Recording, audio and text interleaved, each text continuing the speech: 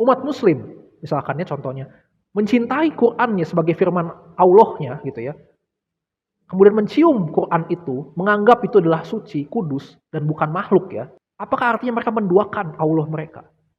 Kan enggak. Bapa, ya itu disebut Allah, Yesus juga adalah Allah, Roh Kudus, Allah. Apa yang membuat kita yakin bahwa orang Kristen itu menyembah tiga Tuhan? Ya, kita bisa meyakini hal ini benar kalau kita juga meyakini bahwa orang Kristen itu menyembah Tuhan dengan cara berlutut, bersujud di hadapan patung, di hadapan lukisan-lukisan, atau bahkan seperti di hadapan makam-makam keramat, di hadapan batu, di hadapan tempat-tempat yang dianggap keramat. Intinya di hadapan icon-icon yang dianggap itu suci, dianggap kudus. Kalau Anda melakukan hal-hal praktek penyembahan Tuhan seperti itu, maka mustahil ya kita bisa menggambarkan Tuhan kita yang maha kuasa, yang omnipotence, omniscience. Seperti ini, misalkan ada tikus yang lewat di hadapan Anda, terus Anda pengen potret tikus itu, Anda ingin ambil gambarnya. Tapi Anda di belakang Anda ada seekor rusa, dan Anda juga ingin mengambil potret daripada si rusa ini. Nah, pertanyaan saya, bagaimana caranya Anda bisa di saat yang bersamaan Anda ambil foto tikus itu, dan di waktu yang sama juga Anda ambil foto rusa yang ada di belakang Anda? Jawabannya adalah mustahil. Kenapa? Karena Anda hanya punya satu pasang mata yang ada di depan, bukan di belakang. Inilah yang terjadi kalau kita mau memaksakan atau menggambarkan bagaimana cara penyembahan kita kepada Tuhan itu hanya terfokus kepada yang namanya sujud, kepada patung, kepada batu, kepada tempat yang dikeramatkan. Ya. Jadi masalahnya adalah di dalam cara penyembahannya. Ya, kalau Anda mengimani bahwa kita memang cara menyembah Tuhan itu ya harus begitu, harus sujud gitu ya, harus berlutut di hadapan atau berkiblat di hadapan tempat yang dikeramatkan. Ya, itu derita Anda, ya. Anda akan selamanya terjebak di situ. Makanya hari ini ya kita akan mencoba membongkar mitos, menghancurkan mitos yang mengatakan bahwa Allah orang Kristen ada tiga. So stay tune on Naro Sabda.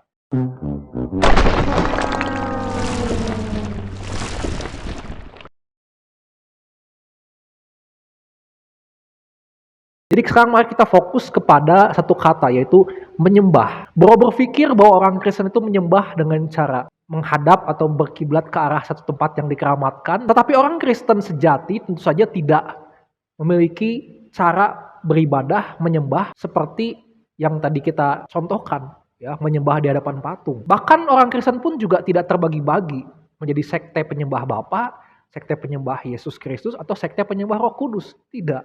Seperti apa yang mungkin diimani oleh agama Hindu ya, ada sekte Vaisnava, ada sektenya Saiva, atau ada juga sektenya Sakta gitu ya, dan sebagainya macamnya. Tidak, dan Alkitab bahkan tidak pernah memberikan perintah. Tuhan tidak pernah memberikan perintah orang Kristen untuk menyembahnya dengan cara sujud di hadapannya, berlutut di hadapannya, mengarahkan mereka atau berkiblat kepada salah satu tempat suci, misalkan ke Yerusalem begitu ya. Tidak ada, silahkan cari.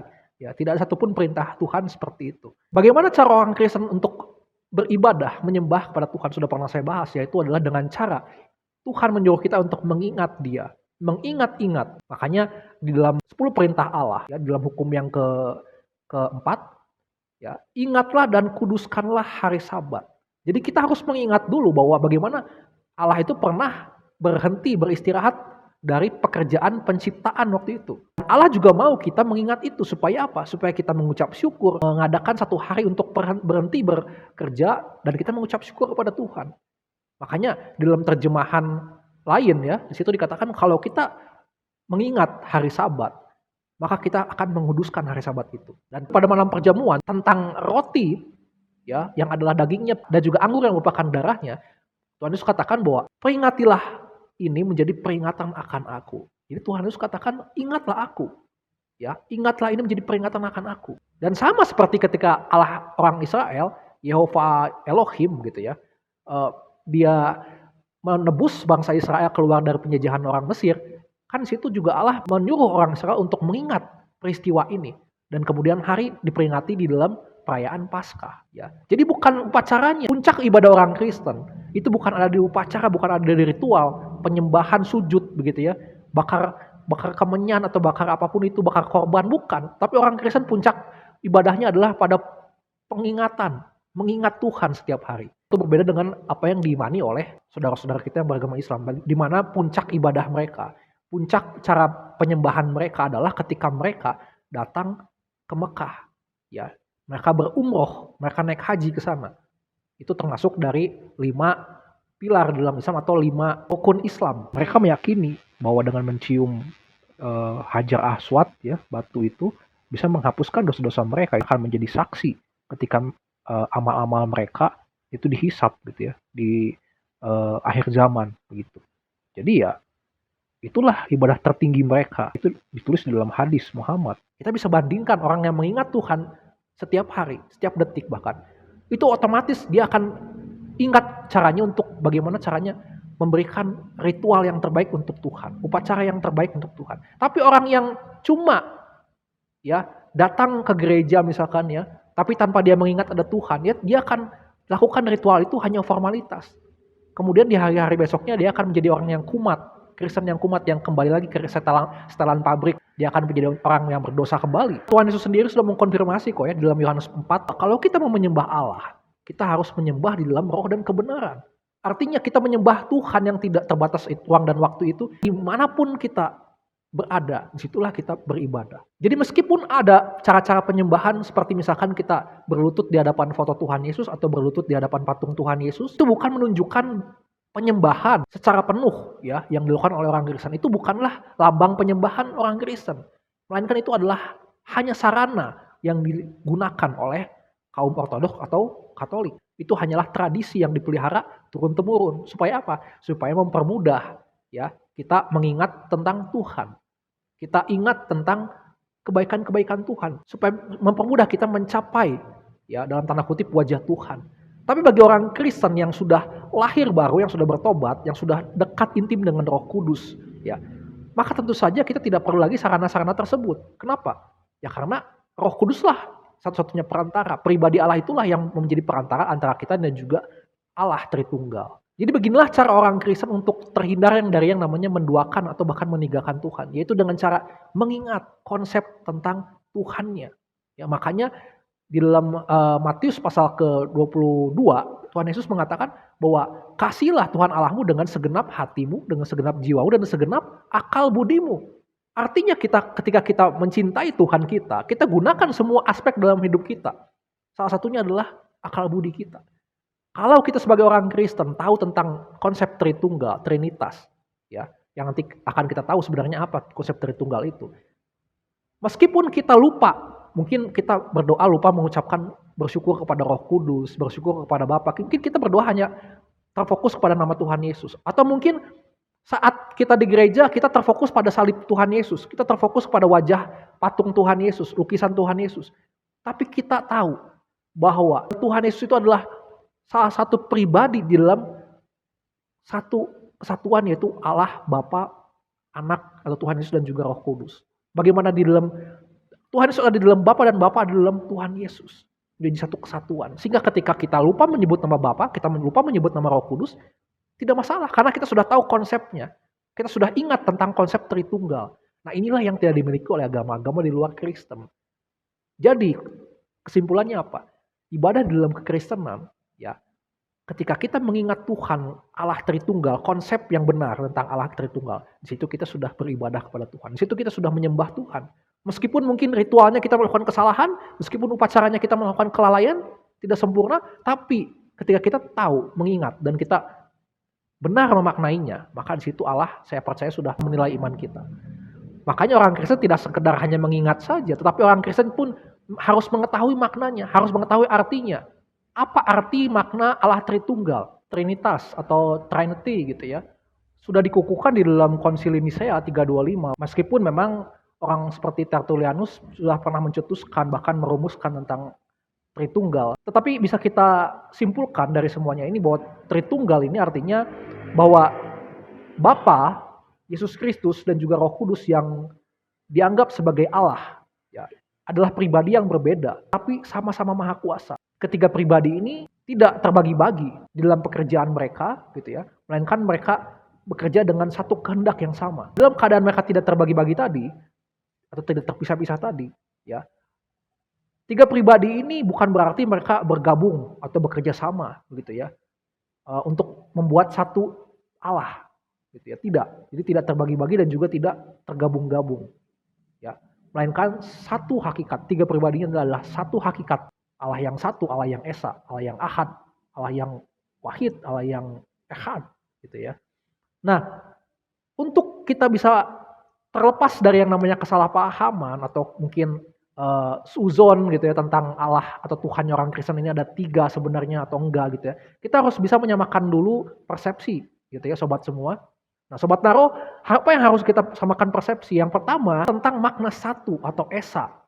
Ya kita sepakat semua agama itu meyakini ya Allah atau Sang Pencipta itu hanya ada satu. Meskipun di Alkitab ditulis Elohim gitu ya, tapi kan bukan berarti Allah orang Kristen ada banyak. Bahkan Yahudi tahu bahwa plural di sana tetap menunjukkan Allah yang esa.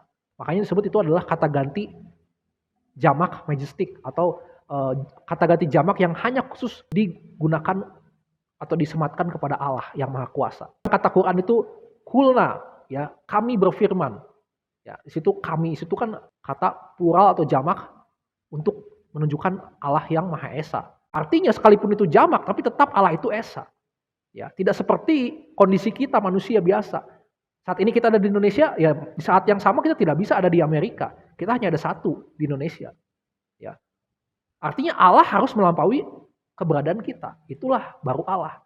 Kalau Allah itu hanya bisa kita pahami seperti keadaan kita saat ini, ya tentu saja itu sudah bukan Tuhan atau sudah bukan Allah lagi. Tapi kalau orang Islam sudah yakin bahwa Allah itu memang final hanya ada satu-satunya, ya bagus begitu ya.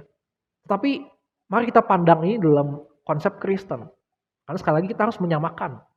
Ya, kita harus menghargai konsep Kristen seperti apa. Ya, bagi iman Kristen, ya, kata satu di sana yang disematkan kepada Tuhan, pada Allah, itu tentu harus berbeda dengan segala ciptaannya. Sebab kata satu ini yang melahirkan rumusan Tritunggal, Trinitas, gitu sobat semua, ini sebenarnya bisa kita lihat di dalam rumusan Konsili Nicea 325. I believe in one God. I believe in the one God. Gitu ya.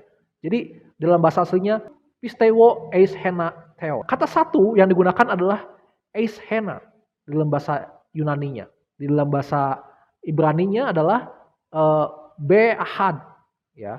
Dalam bahasa Arabnya ilahad atau fi wahid. Contohnya dalam Quran itu ada satu surat Al-Baqarah menyebutkan bahwa wa ilahukum illahu wahid la ilaha illahu ar-rahman ar-rahim.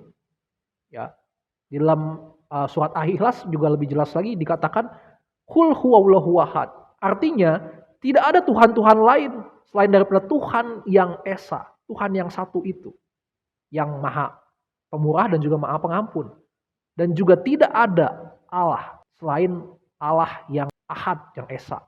Dalam bahasa Inggrisnya itu berarti into one of, ya.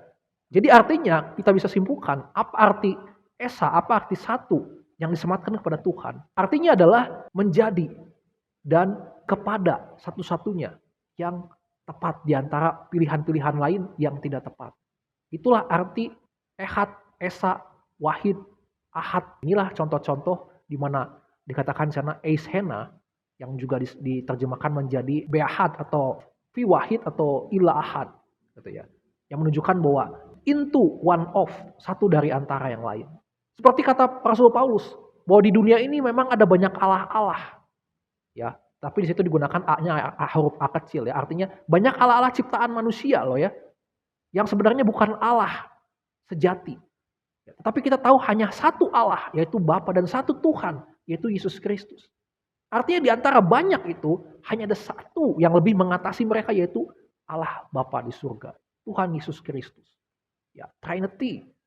Tiga pribadi itu di dalam satu hakikat Allah. Lalu apakah pada zaman perjanjian lama, misalkan Musa dan bangsa Israel sudah mengetahui atau punya pemahaman mengenai Allah Tritunggal? Tentu saja pada awalnya tentu tidak ya. Tidak seperti kita yang sudah di zaman perjanjian baru yang sudah Tuhan nyatakan di dalam Yesus Kristus. Ketika itu Yesus Kristus belum lahir ke dunia. Tetapi di dalam perjalanannya Allah menyatakan juga kepada Musa dan juga bangsa Israel. Misalkan contohnya ketika di dalam Ulangan pasal ke-5, Musa mengatakan Tuhan telah bicara dengan berhadapan muka dengan kamu di gunung dan di tengah-tengah api. Aku pada waktu itu berdiri antara Tuhan dan kamu untuk memberitahukan firman Tuhan kepadamu, sebab kamu takut kepada api dan kamu tidak naik gunung. Ya, dan ia berfirman, Akulah Tuhan Allahmu. Ya. Artinya ini ketika Musa ya sedang ingin menerima 10 perintah Allah, ya. Karena bangsa Israel itu tidak bisa seperti Musa ya, yang diberikan izin untuk datang bertemu dengan Tuhan, bertatapan muka dengan Tuhan. Sehingga Musa lah yang menjadi perantara antara Allah dan juga bangsa Israel. Jadi bangsa Israel ketika itu hanya bisa mendengar suara Tuhan saja dalam bentuk guntur ketika itu ya, dalam guntur yang keluar dari awan tebal. Jadi bisa kita bayangkan meskipun ayat itu mengatakan bahwa Tuhan telah berbicara dengan berhadapan muka dengan kamu. Padahal kenyataannya berhadapan muka di sana bukan berartinya Tuhan menunjukkan rupanya yang maha kuasa itu. Tuhan menampakkan wujudnya yang tidak bisa dimuat di bumi ini kepada bangsa Israel. Kalau Tuhan lakukan itu, ya musnahlah bangsa Israel. Tetapi artinya di sini, ya bangsa Israel mendengar firman Tuhan. Ya, dan Musa pun sesungguhnya tidak pernah melihat secara langsung wujud Allah yang maha perkasa itu. Musa dikatakan hanya bisa melihat bagian belakang daripada Allah. Jadi ketika itu artinya Allah memperkenalkan konsep Tritunggal kepada bangsa Israel. Bahwa meskipun memang ketika itu bangsa Israel belum tahu tentang Allah Tritunggal, tapi mereka tahu bahwa firman Allah itu dapat mereka dengar dengan telinga mereka. Dan wujud Allah itu dapat dilihat oleh Musa, meskipun tidak seluruhnya.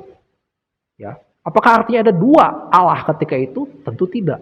Makanya dalam Kejadian pasal pertama, ya Musa yang menuliskan kitab ini, dia mengatakan bahwa baiklah kita. Nah, kita di sini jamak. Artinya Musa tahu bahwa Allah yang Esa itu memiliki pribadi yang jamak. Belum lagi kita bicara tentang Daud yang bermazmur, ya, yang kemudian juga digenapi dalam Tuhan Yesus yang mengutip perkataan Daud mengatakan bahwa Tuhan telah berfirman kepada Tuanku. Ya, ada Tuhan, ada Tuan. Ya, duduklah di sebelah kananku sampai kubuat musuh-musuhmu itu ada di bawah kakimu. Ya, Tuhan telah berfirman kepada Tuanku, dan Tuhan Yesus katakan kalau Mesias adalah anak daripada Daud, lalu bagaimana di saat yang sama Daud mengatakan dia adalah tuannya. Ya, karena ada Tuhan, ada Tuan. Artinya ketika itu ada konsep yang Daud tahu tentang Elohim yang jamak. Perbedaan ya iman Kristen tentang ketuhanan ya di dalam Trinitas Allah Tritunggal itu terletak pada yang namanya identitas. Orang Kristen punya identitas tentang Allahnya. Ya. Kata Allah yang diucapkan oleh orang Kristen atau kata Tuhan gitu ya, kata Elohim, Eloha, Eloah itu bukanlah identitas nama dari apa yang kita sembah, dari siapa yang kita sembah, bukan. Ya. Mungkin di agama-agama selain Kristen itu adalah nama yang sudah final, tapi bagi Kristen tidak. Ya. Allah orang Kristen yang kita sembah. Sang pencipta yang kita sembah itu punya identitas nama. Ya, siapa namanya? Sebenarnya dalam konten-konten yang lalu saya sudah pernah bahas ini. Ya, nama identitas yang Allah orang Israel pernah kenalkan kepada Musa, pada orang Israel, bahkan kepada kita semua yang hidup dalam perjanjian baru adalah Ehyeh. Keluaran 3 ya, ayat 13, ayat 14. Ya. Dalam bahasa Arabnya Ahyah ya, atau dalam bahasa Yunaninya ya, itu ditranslasikan menjadi Hego Eimi Hoon. Artinya, akulah sang yang ada. Bisa kita terjemahkan dengan bahasa Indonesia terkini, ya kekinian. Akulah yang eksis di segala masa. Yang ada di saat zaman lampau, zaman dulu, zaman sekarang, bahkan zaman yang akan datang. Ya, makanya Tuhan Yesus ya memperkenalkan dirinya dengan sebutan Alfa Omega, yang awal dan yang akhir. Bukankah segala sesuatu itu harus ada yang awal dan juga yang akhir ya? Tentu lebih lagi Tuhan. Dia sudah ada semenjak segala sesuatu belum ada, sampai dengan kekekalan yang tidak terbatas oleh waktu, dia tetap ada. Itulah Tuhan. Wahyu 1 ayat 8. Ya, bahwa Tuhan Yesus katakan, Ego Hemi Hoon, Ego Emi Hein. Ya, aku adalah yang ada, yang sudah pernah ada, yang kemudian datang. Ini adalah identitas yang dimiliki oleh Tuhan Yesus. Aku ada sebelum Abraham ada.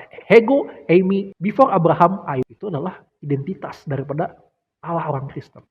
Yang kemudian seiring perkembangan bahasa hanya beda di dalam bahasa saja digunakan disebut oleh orang-orang.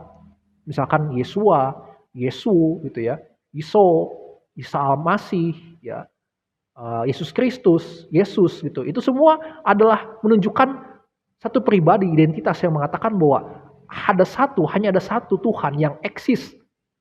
Sang yang ada inilah yang eksis di segala zaman. Itu perbedaan yang kedua. Nah, perbedaan yang ketiga yang harus juga dimengerti oleh orang-orang yang bukan Kristen untuk jangan salah paham gitu ya, adalah mengenai bahwa Tuhan orang Kristen ini, yang kemudian dikenal di Yehova, ya, Yehua, Yahweh, Yesus Kristus, Yesua, itu adalah Tuhan yang bukan cuma omon-omon aja, gitu ya istilahnya. Tuhan yang mau menunjukkan kuasanya. Kalau tadi kita tahu bahwa dia tidak terbatas ya oleh ruang dan waktu, bahkan dia bisa ada di zaman dulu, zaman sekarang, zaman yang akan datang. Dia membuktikan itu dengan cara dia datang ke zaman manusia, zaman alam semesta ini diciptakan. Anda bisa bayangkan Allah yang tidak terkekang oleh waktu. Bagaimana caranya dia bisa datang kepada waktu atau zaman manusia, zaman ketika dunia ini diciptakan? Mustahil. Mungkin kalau Tuhan datang, itu akan kiamat, akan hancur semua. Ya, manusia akan kebingungan dengan cara Tuhan berbicara. Bahkan manusia akan mati karena tidak tahan di hadapan Tuhan yang Maha Kudus. Ya, bahkan dunia ini tidak bisa memuat Tuhan yang sangat-sangat luar biasa besar yang tidak terhingga. Tapi pertanyaannya kenapa Yesus ya itu bisa dianggap, itu bisa disebut sebagai Tuhan, sebagai Allah? Karena Yesus membuktikan dirinya adalah yang awal, akhir, yang dulu pernah ada, sekarang ada, bahkan nanti akan datang. Yesus membuktikan bahwa Allah bisa datang ya ke dunia yang dia ciptakan, bukan hanya omong-omong aja, bukan hanya sekedar teologi yang bagus, teologi yang indah gitu ya, mengatakan Allah itu di luar jangkauan, Allah itu tidak bisa terbayangkan, bukan hanya sekedar itu saja, tapi Yesus Allah itu membuktikan dirinya, datang ke dunia, masuk ke dalam zaman yang katanya Tuhan itu eksis di segala zaman, ya, termasuk di zaman manusia, ya dia juga buktikan dia bisa masuk ke dalam zaman manusia, waktunya manusia, dalam wujud manusia. Makanya di sini kita harus fair lah ya. Oke, ada mungkin kalian yang bilang bahwa oh Tuhan kan Allah kan punya pasukan, punya malaikat, punya nabi-nabi, punya rasul. Ngapain harus repot-repot ke dunia gitu ya? Ya utus aja dong utusan-utusannya. Oke. Tapi utusan-utusannya itu dari mana bahwa yang mengutus itu adalah Allah, adalah Tuhan, adalah Sang Pencipta. Kan harus ada firman yang turun, yang harus mereka dengar. Nah ini kuncinya. Ada firman yang mereka dengar, ada firman Tuhan, ada kalamullah. Jadi yang mereka dengar itu adalah suara, adalah firman Allah. Jadi yang turun ke dunia itu bukan Allahnya yang berwujud maha kuasa, yang kalau dia turun itu bahkan dunia ini akan hancur, yang tidak bisa dimuat oleh dunia ini, bukan. Tapi Allah yang bisa dimuat oleh dunia ini, itulah firman Tuhan, itulah firman Allah. Ya, kalau Muslim mempercayai bahwa firman Allah itu adalah dalam bentuk buku Quran gitu ya, maka dalam Kristen percaya bahwa firman Allah itu dalam wujud manusia, dia berwujud menjadi manusia yang hidup seperti kita, yang punya roh, punya jiwa, punya tubuh jasmani, yang hidup menyentuh setiap pribadi-pribadi yang sedang susah, yang sedang berdosa, ya semua disentuh oleh dia. Allah yang hidup. Dan firman Tuhan tidak mungkin bercacat, tidak mungkin salah. Kita sepakat itu. Firman Allah itu pasti sempurna, maha suci. Nah, di sini kuncinya, di sini pertanyaannya. Kalau firman Allah itu maha suci, maha kudus, tidak mungkin salah. Apakah saat kita mengingat firman Tuhan itu, saat kita mencintai firman Tuhan itu, saat kita menyembah, sujud di hadapan firman Tuhan itu, saat kita mematuhi firman Tuhan itu, apakah kita sedang menduakan Tuhan atau Allah itu sendiri? Apakah saat, mohon maaf misalkan, saat umat muslim, misalkan ya contohnya, mencintai Qurannya sebagai firman Allahnya gitu ya, kemudian mencium Quran itu, menganggap itu adalah suci, kudus, dan bukan makhluk ya, apakah artinya mereka menduakan Allah mereka? Kan enggak. Nah ini menjadi pertanyaan yang harus direnungkan. Artinya kita percaya, orang Kristen percaya bahwa firman Allah itulah yang kemudian dikenal dengan nama Yesus Kristus. Yohanes 1. Pada mulanya adalah firman, dan firman itu menjadi manusia yang dinamakan Yesus Kristus. Itulah Allah, firman Allah. Jadi firman Allah inilah yang turun dari surga ke bumi. Apakah artinya orang Kristen ketika menyembah Yesus Kristus yang menjadi manusia itu Artinya orang Kristen itu menduakan Bapa di surga yang disebut Allah Bapa. Kan enggak. Karena di dalam Yesus Kristus berdiam Allah, berdiam Bapa. Karena Yesus Kristus adalah firman, ucapan daripada Bapa di surga. Artinya ketika Yesus berkata-kata, Bapa pun berkata-kata. Itu adalah kata-kata yang berasal daripada Bapa di surga. Kan gitu. Ketika umat Islam membaca Quran, itu adalah kata-kata daripada Allahnya. Itu pun yang kami imani kan. Kalau Yesus berkata-kata, itu adalah berarti kata-kata daripada Allah Bapa di surga. Kalau orang Kristen menyembah, sujud di hadapan Yesus Kristus, artinya orang Kristen sedang sujud di hadapan Bapa. Makanya saya katakan, jangan gunakan imajinasi kita. Jangan memaksakan bahwa orang Kristen itu cara beribadahnya adalah menyembah, sujud di hadapan manusia, di hadapan patung, di hadapan lukisan foto, di hadapan tempat-tempat yang diangkerkan, yang disucikan. Enggak. Ya, tadi katakan bahwa ketika kita mengingat Yesus Kristus, pengorbanannya, maka itulah kita sudah mengingat Bapa di surga. Yesus juga bukan seperti nabi-nabi lain, seperti Adam misalkan yang dibuat dari tanah. Seperti nabi-nabi lain yang hasil hubungan suami istri dari orang tuanya. Bukan. Yesus benar-benar keluar dari perkataan dari mulut Bapa di surga. Menjadi manusia. Yesus rela, ya meskipun dia adalah Allah itu sendiri, dia rela keluar dari rahim manusia. Dari Maria. Ya, supaya dia benar-benar merasakan bagaimana menjadi manusia yang seutuhnya. Seperti kita. Makanya dalam Ibrani 1, itu dikatakan bahwa pada zaman dahulu Allah memakai nabi-nabi menjadi perantaranya. Ya. Tetapi pada zaman sekarang dia melalui anaknya yang tunggal itu Yesus Kristus. Untuk menyampaikan apa yang menjadi pesan. Ya. Bahkan dalam Ibrani 2 ayat 17-18. Ya. Bahwa oleh sebab itu dalam segala hal ia harus disamakan dengan saudara-saudaranya. Maksudnya Yesus Kristus harus disamakan dalam hal fisiknya. Dia harus menjadi manusia yang seutuhnya sama dengan saudara-saudaranya.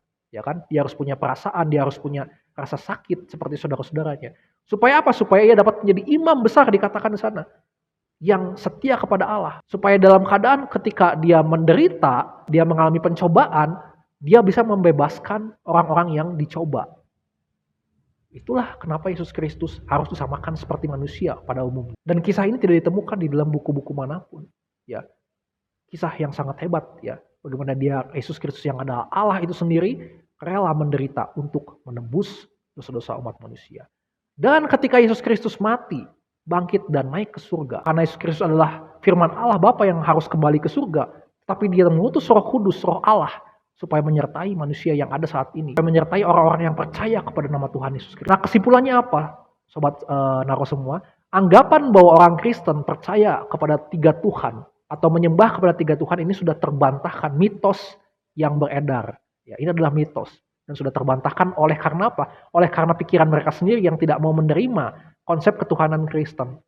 Mereka masih kekeh dengan konsep ibadah mereka, penyembahan mereka, bahwa mereka menyembah Tuhan itu harus dengan menyembah batu, menyembah menghadap ke tempat keramat gitu ya, menyembah patung, menyembah foto, lukisan. Kalau selama-lamanya mereka melakukan itu ya mereka terjebak selama-lamanya. Tapi marilah dengan rendah hati kita membuka pikiran hati kita untuk memahami bahwa sesungguhnya orang Kristen tidak menyembah Tuhan dengan cara begitu. Sesungguhnya orang Kristen menyembah Tuhan dengan ingatannya, dengan pemahamannya, dengan akal budinya, yang mengetahui dengan pasti bagaimana rahasia Allah Tritunggal itu. Meskipun tidak sempurna, karena memang itu kita bisa untuk memahami Tuhan yang maha sempurna itu pikiran kita tidak sempurna, tapi barangkali 70%, 80% kita tahu identitas Tuhan kita. Sampai di sini dulu Sobat Naro semua, semoga ini bisa menguatkan iman kita. Kiranya ini boleh kita teruskan kepada sahabat-sahabat kita, baik yang Kristen maupun yang tidak Kristen, untuk saling bersilaturahmi, saling menghargai kepercayaan kita, dan kiranya tetap semangat. Tuhan Yesus memberkati kita semua. Salam.